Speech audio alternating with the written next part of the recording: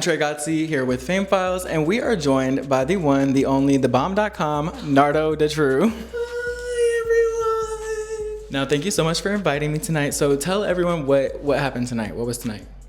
So tonight was my album release party for my aunt Dorothy, who passed away from cancer in 2023. So an album release party, what was the album called? Dorothy's Last Letter. So why'd you pick this name for the album?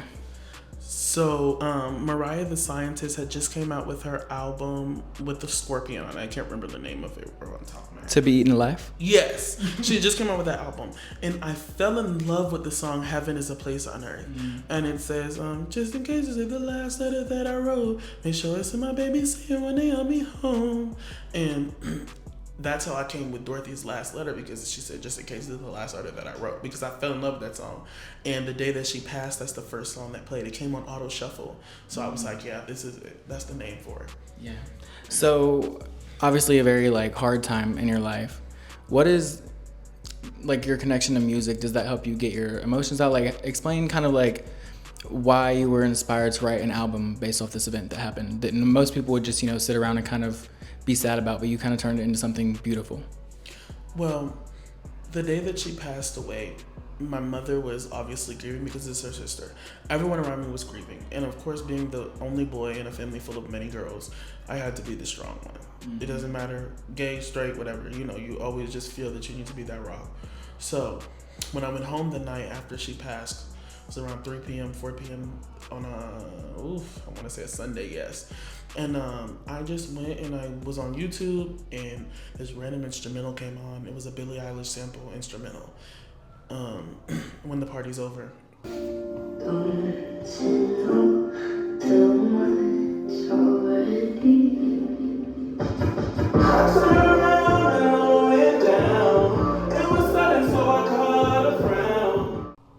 And I just wrote to it, and I literally wrote exactly how I felt in that moment that day and what happened, the events that took place.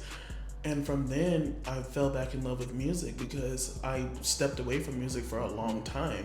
But music is writing music. I'm a writer first, artist second. Writing music is always been my escape. So when I actually got to write about something meaningful, it really helped me to not get over her passing, because you'll never get over it, but it helped me to cope with it and to how to, move forward in a peaceful way and not always be sad, but to still give her name life, because people often forget about them once they're buried, but I will never forget about my aunt. Right. I think that's so powerful too. You didn't just let it stop you. And it inspired you to pick up something you used to do it made you re-fall in love with it. So I think that's amazing. So is singing something that runs in your family? Because you had everyone out here tonight singing, all your family and stuff. Are y'all all just talented with voices? So, my mother tries to sing. She can sing a little bit, but all of us are very artistic in our own way. So for my youngest sister and I are singing. My middle sister, she's really good at drawing. She's literally an artist. And for my mother, she's very good at making something out of nothing. My mother's an entrepreneur. She has her own shop doing locks.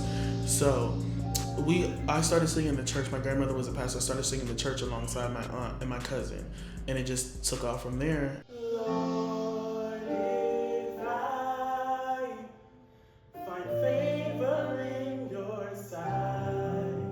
And then I did theater in school, but theater was my passion. Theater I thought was my passion because they already told me I couldn't sing. So I'm like, okay, I could be mediocre, because they care more about your acting than your singing. But it was still in me, and it will always be in me. So that's why I picked it back up, and that's why that's where I get it from, is my whole family, because we all were in the church choir. We had no choice. My grandma church. So obviously family is very important to you. Everyone was out here tonight supporting you. Y'all all are very talented, and obviously you wrote the album dedicated to your aunt, so family is very important to you. But what keeps you guys so close? And the letters and stuff that you wrote for your family, it was just very touching, very moving. So seeing you be so raw about that relationship, out in the open like that, can you speak on that? How does that relationship form? Was it always that way, or? We've always had a love for one another that can be unbreakable. So what a lot of people don't know about me is I'm originally from the Bahamas. I moved to Tampa, Florida when I was 8 years old with just me, my mother, and one suitcase each. my mother then had my two sisters later on in life, and it's always been us four in the family we've created.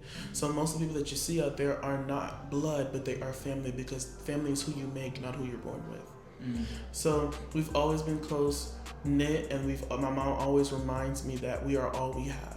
So I keep that close to my heart, and even with fighting and differences, love, drama, I'm always going to stick beside my family, because at the end of the day, family is the most important thing, because when you have no one else, you can always call them. Right. So that's what I've always been instilled with. Right. And I think that's very important for people to hear as well. Maybe for people who don't have that same type of relationship with the family that you have, maybe they can take that and be like, you know, family is what you make it. It's not what you're given all the time. So when listening to this album, and just you as an artist overall and your music, what is one thing you want people to like take away? I want people to take away from my music my grief. And then after they take my grief, I want my grief to be able to help somebody else who's going through this thing, the same thing that I am going through. I want at least, I don't care if it's one person, I don't care if it's two people, I don't care if it's 10.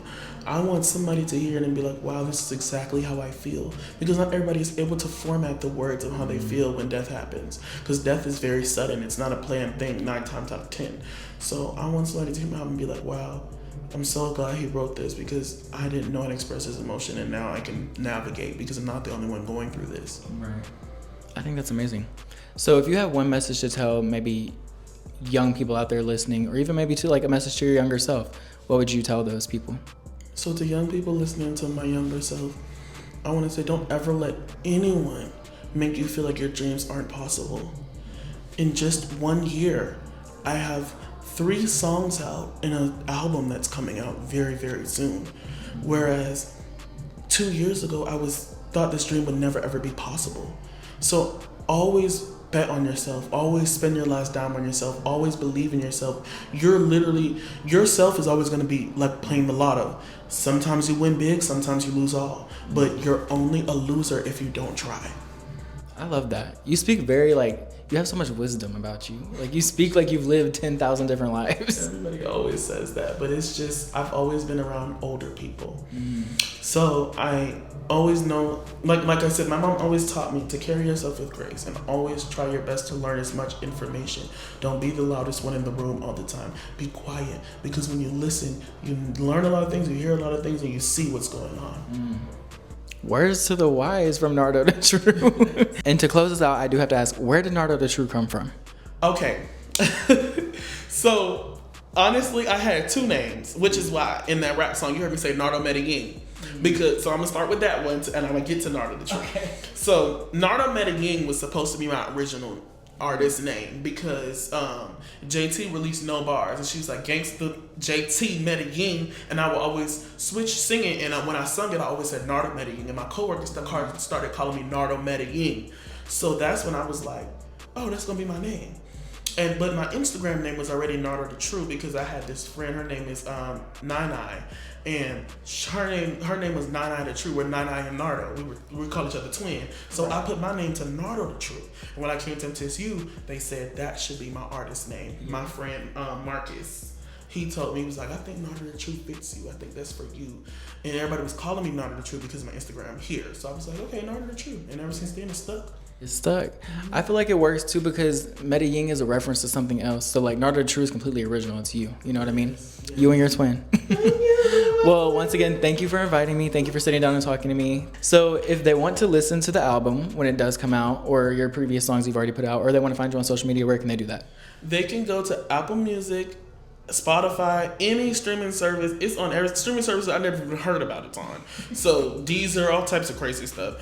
And my Instagram name is NardoDaTru. That's Nardo, DATRU, NardoDaTru. It's literally all together. That's it.